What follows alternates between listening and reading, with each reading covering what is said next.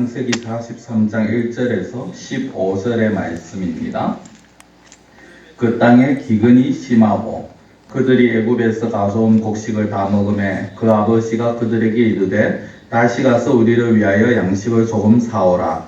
유다가 아버지에게 말하여 이르되 그 사람이 우리에게 엄히 경고하여 이르되 너희 아우가 너희와 함께 오지 아니하면 너희가 내 얼굴을 보지 못하리라 하였으니 내 아버지께서 우리 아우를 우리와 함께 보내시면 우리가 내려가서 아버지를 위하여 양식을 사려니와 아버지께서 만일 그를 보내지 아니하시면 우리는 내려가지 아니하리니 그 사람이 우리에게 말하기를 너희의 아우가 너희와 함께 오지 아니하면 너희가 내 얼굴을 보지 못하리라 하였음이니이다.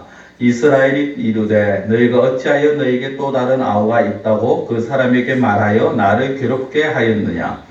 그들이 이르되 그 사람이 우리와 우리의 친족에 대하여 자세히 질문하여 이르기를 너희 아버지가 아직 살아계시느냐 너희에게 아우가 있느냐 하기로 그 묻는 말에 따라 그에게 대답한 것이니 그가 너희의 아우를 데리고 내려오라 할 줄을 우리가 어찌 알았으리까. 유다가 그의 아버지 이스라엘에게 이르되 저 아이를 나와 함께 보내시면 우리가 곧 가리니 그러면 우리와 아버지와 우리 어린아이들이 다 살고 죽지 아니하리이다. 내가 그를 위하여 담보가 되어오리니 아버지께서 내 손에서 그를 찾으소서. 내가 만일 그를 아버지께 데려다가 아버지 앞에 두지 아니하면 내가 영원히 죄를 지리이다. 우리가 지체하지 아니하였더라면 벌써 2번 갔다 왔으리이다. 그들의 아버지 이스라엘이 그들에게 이르되 그라할진대 이렇게 하라. 너희는 이 땅의 아름다운 소산을 그릇에 담아 가지고 내려가서 그 사람에게 예물로 드릴지니 곧 유향 조금과 꿀 조금과 향품과 모략과 유향나무 열매와 감복숭아이니라.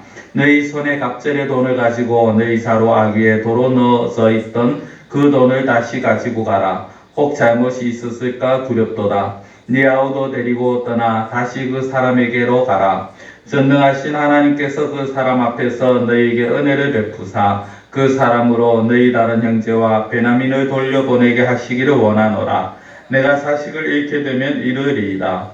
그 형제들이 예물을 마련하고 갑절의 돈을 자기들의 손에 가지고 베냐민을 데리고 애굽에 내려가서 요셉 앞에 서니라. 아멘. 어제 우리가 요셉의 형들이 우여곡절 끝에 이제 시므온만 놔두고 다시 고향으로 돌아간 것을 보게 됩니다. 돌아가서 베냐민을 데리고 가야지 시므온을 데리고 올 수 있다라고 말을 하고 합니다. 그런 가운데에서 야곱은 절대로 그 베냐민을 데리고 갈 수 없다라고 그렇게 말을 합니다. 그런 가운데 1절에 보니까 그 땅에 기근이 심하고 2절에 보면 그들이 애굽에서 가져온 곡식을 다 먹었다라고 합니다. 아마 학자들의 말처럼 좋게 1년 이상은 지났을 것입니다. 근데 1년 이상 지났을 때 이 야곱은요 여전히 어떻게 보면은 시몬을 데리고 올 생각을 하지를 않습니다. 다 떨어지니까 양식이 다 떨어지니까 그제서야 아들들에게 가서 양식을 사오라라고 말하지만 유다가 어떻게 얘기합니까? 우리가 만일 베냐민을 데리고 갔으면은 우리가 벌써 아버지와 우리를 위해서 양식을 샀을 것이다 라고 말을 합니다. 그럼에도 불구하고 가지 못한 것은 야곱이 허락하지 아니했다라는 것이죠. 이것을 보면 여전히 야곱은요 어떤 가족보다 자기의 마음을 더 중요시 여기는 자기가 생각하는 것을 위해서 자기의 아들들을 그리고 심지어는 자기 또 다른 자기 아들들이죠 가족을 그리고 또 다른 아들을 희생해 가면서까지 자기 마음을 평안케 하자는 자기 마음에 흡족하는 그런 모습을 보입니다. 그것이 어떻게 알 수 있느냐? 사실 이스라엘, 이 야곱이죠. 야곱이 또 다른 이름이 이스라엘입니다.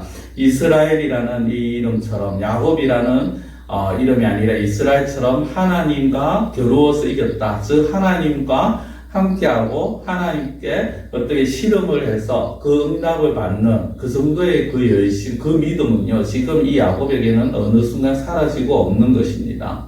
야곱은 여전히 어떻게 보면은 자기가 정말 애지중지하는 그 아들을 지키기 위해서 다른 아들의 희생은 감수하는 그런 모습을 보입니다. 우리가 간혹 대를 위해서 소를 희생할 수 있어야 된다라는 말을 합니다.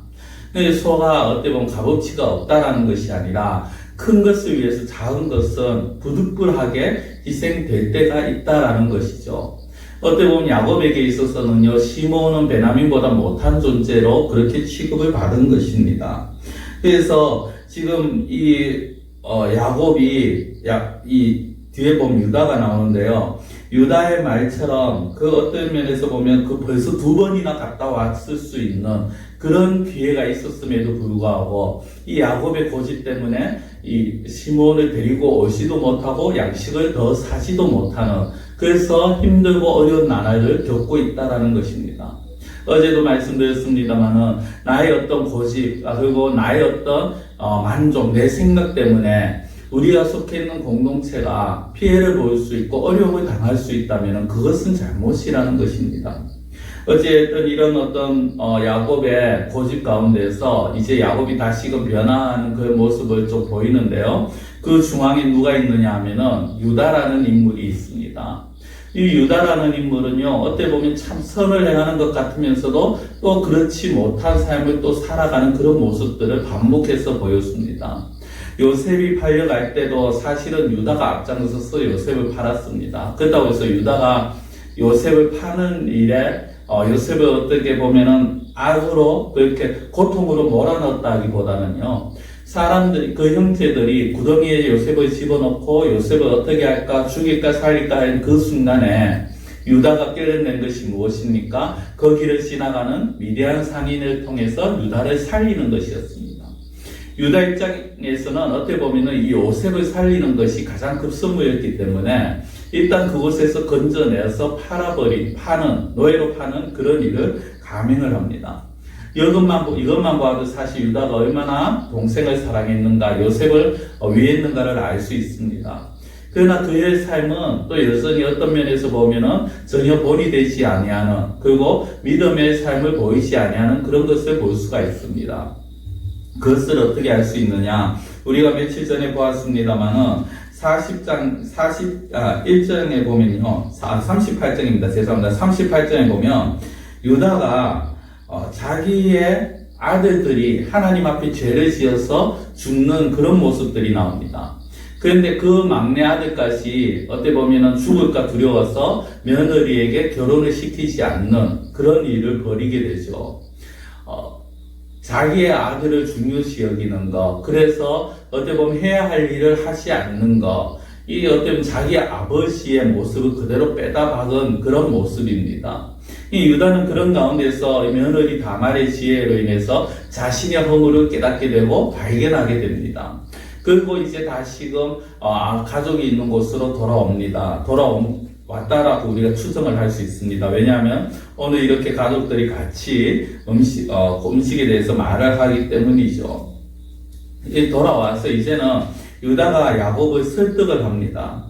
우리가 가서 정말 당신의 그렇게 귀하게 여기는 그 베냐민도 데리고 올 것이고, 그리고 지금 옥에 갇혀있는 시몬도 살려올 것이고, 그리고 우리가 양식을 가지고 와서 우리와 아버지와 그리고 우리의 모든 가족들이 다 살 수 있도록 그렇게 하겠다라고 말을 합니다. 그러면서 내가 그를 위해서 담보가 될 것이다 라는 말까지 하죠. 자기 목숨을 내놓는 것입니다. 이 지금 가족을 위해서, 그리고 아버지가 그렇게 애지중지 사랑하는 그 아들을 위해서 자기가 담보가 되어주겠다. 이전과는 조금 달라져가는 그런 모습을 보입니다.